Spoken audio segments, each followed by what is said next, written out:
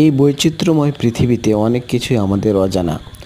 পাহাড়ের ভিতরে গুহাগুলো অনেক মানুষের কাছে অজানা এবং রহস্যময়।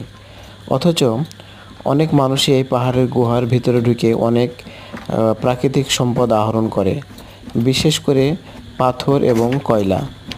এই পাহাড়ের সুড়ঙ্গ ধরে তারা বিভিন্ন উপায়ে প্রাকৃতিক এই পাথরগুলো সংগ্রহ করে এবং জীবিকা নির্বাহ করে। পাহাড়ের নিচ দিয়ে একদম সংকীর্ণ একটা সুড়ঙ্গ পথ, যেটা গুহা নামে পরিচিত, সেইখান দিয়ে কিভাবে তারা পাথর সংগ্রহ করছে আপনারা না দেখলে বিশ্বাসই করতে পারবেন না।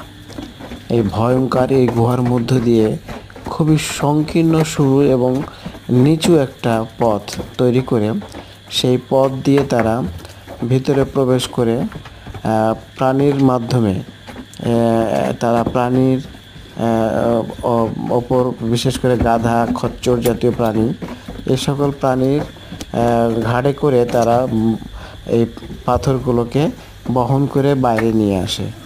এই কাজটা যত সহজে বলছি ঠিক ততটা সহজ না। এটা অনেক কঠিন একটা প্রসেস। অনেক ভিতরের অনেক ভিতর পর্যন্ত, পাহাড়ের ভিতর পর্যন্ত গিয়ে এই পাথরগুলো সংগ্রহ করতে হয়। তো আপনারা দেখতে থাকুন যে কিভাবে আসলে এত ভিতরে গিয়ে তারা এই পাথরগুলো সংগ্রহ করে।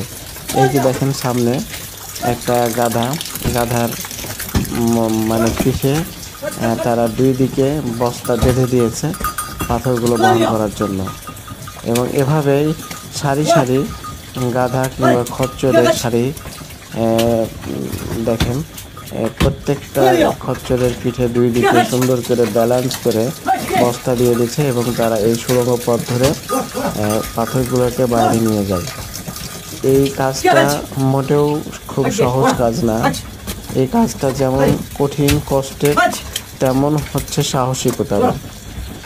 এই কষ্টের পরিশ্রম করে তারা তাদের জীবিকাগুলোকে নির্বাহ করছে এবং একটা চ্যালেঞ্জিং একটা কাজ এবং খুবই রিস্ক এবং ভয়ঙ্কর ঝুঁকিপূর্ণ কাজ।